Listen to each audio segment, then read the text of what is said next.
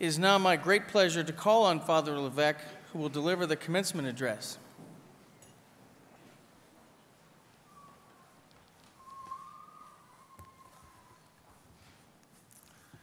Congratulations, graduates.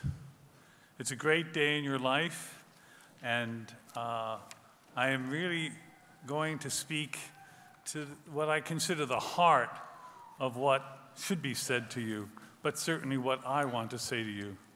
And my words are to you the graduates. I don't think any amount of time has been, time has been placed on my words. But I know I've heard enough stories through my many years of life that graduates don't like long speeches. I'm going to try to be faithful to that for you. It is a subject that talks about you and your future. I cannot tell you, and I do really hope you have established what you will do. The what is tremendously important. I hope it's a fulfillment of your heart, the fulfillment of your education, what you will do. And if you have not yet made a definite decision on what job you will take, continue to talk to us here at Niagara University, for we want to make sure that that is firm for you, that is clear for you. But rather, I want to talk about what I consider the more important way of looking at life, the how. How will you live? What are the things that are most important to you? What's in your heart? That's how you're going to live, I presume. And what I decided this afternoon to do is to share some pictures with you. Those of you who are sitting where you are, except for the stage, will have an advantage to see the pictures, for they'll be on the screen. Those of you on the stage may just have to twist your neck a little bit. So I'm going to start with these images, and I do not show them to you because I want you to be sad or anything. I just want to use examples that I think are tremendously important. I want to start with one of them that describes all of you and what I think you should do, and that is, excuse me, here. The first picture would be for me to reintroduce you to a 16-year-old John Homlin, who died some time ago in the Columbine massacre. The thing to remember is that John was described as having a good heart.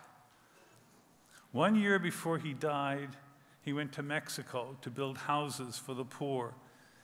And, oh yeah, he was a regular 16-year-old person. He lived out in the West, and he loved Chevy trucks.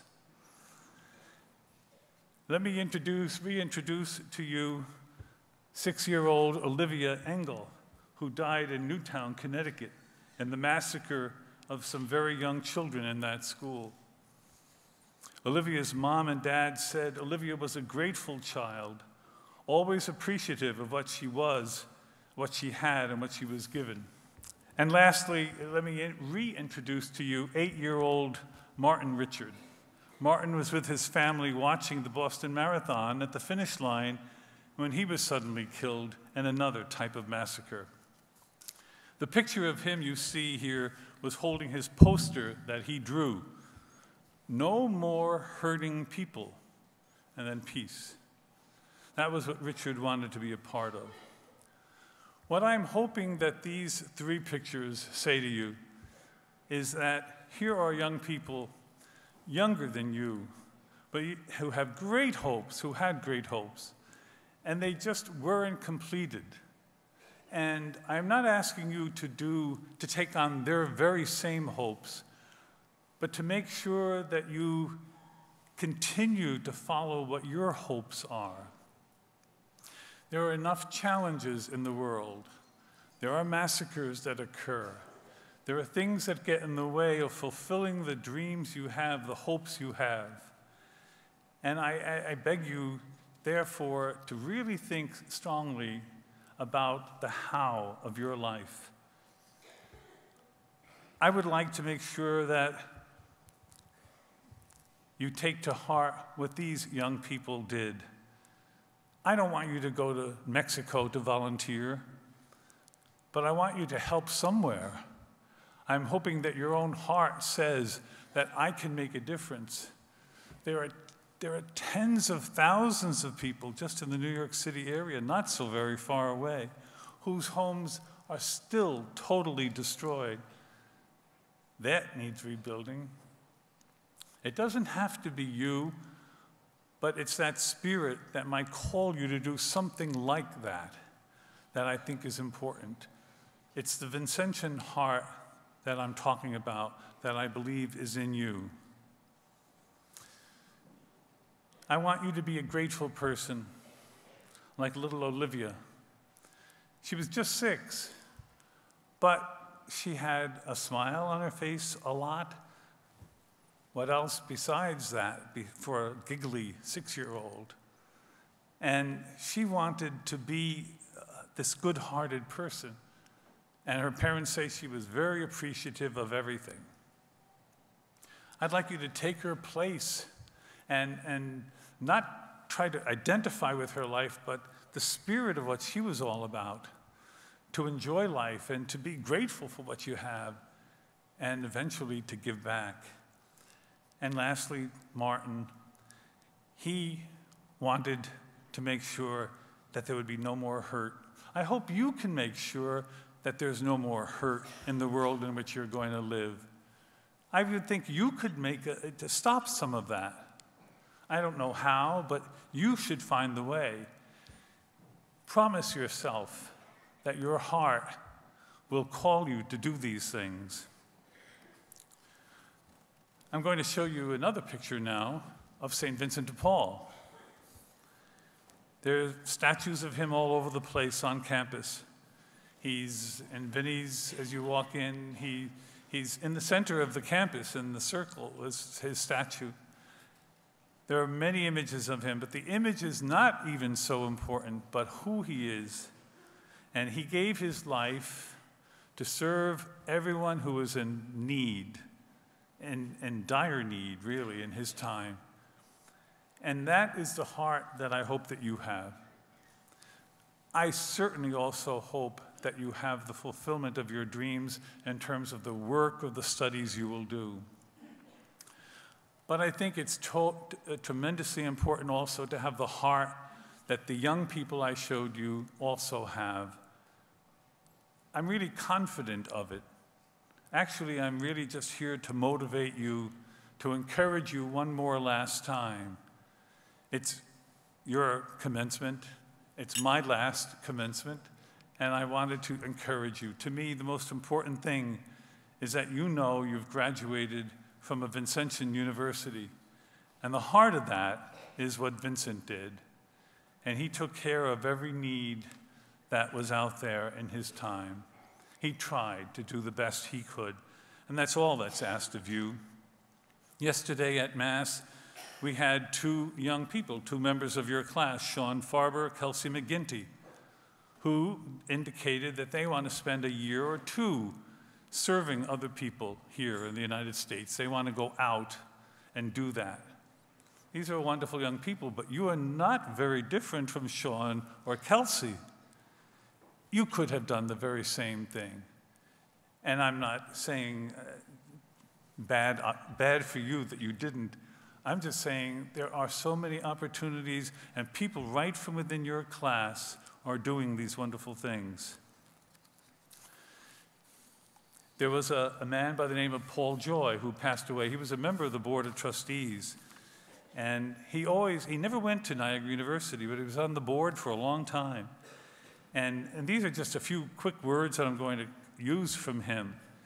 He says, you could be tempted to believe that you are where you are because you're special, not because you're lucky. Or that the poor, the suffering, the handicapped, and the outcast are where they are because of their doing, not because they're unlucky. Become involved with the lives of less fortunate people. And in doing so, you will have a great perspective. It will help you to nurture your compassion, by far the most redeeming human quality, and it will force you to count your blessings. It'll make you better people.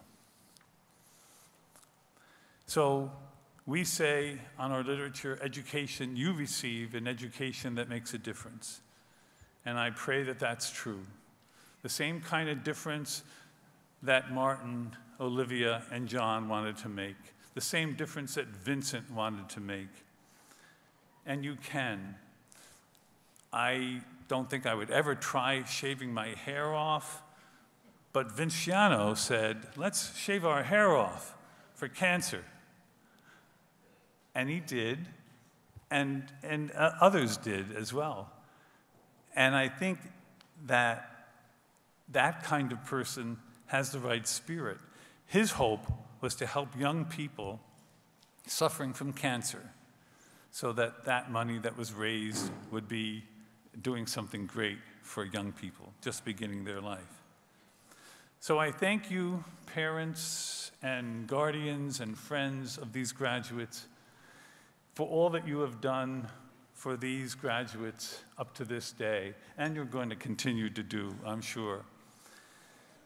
Stay close to your children, and I say to you, graduates, stay close to your family and friends.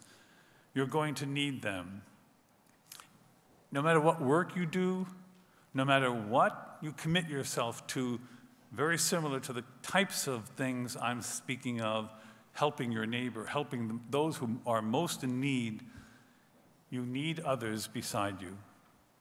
You can try it alone, but it's harder. Join. Come and ask the faculty who have taught you. They don't intend to teach you just to fill your mind or to change your way of thinking. They also will commit themselves to working with you. Come and ask them, and come and ask the administration. Come and ask the staff to join you. It's a work of the Niagara University. It is a commitment we all make together. I thank you, John, Olivia, Martin, St. Vincent. May we all, especially our graduates, remember how much we owe to the world and how we should follow what you have said to us. And a PS to my talk to you today is, after 13 years of the presidency of Niagara University, I simply want to say to you, representing my 13 years and more that I spent here, it has been a blessing. I have been happy to be here. And I am never happier than when I can be with students. However, administration, to which I've been mostly committed, didn't allow me to spend as much time with you as I would have liked. Nevertheless, my heart is with you. I am happy to be here today, giving you a somewhat short presentation. And all I want now is to close and to say to you, the best thing I think I can do for you from now on is to say, I will pray for you. And I promise you that. God bless you all.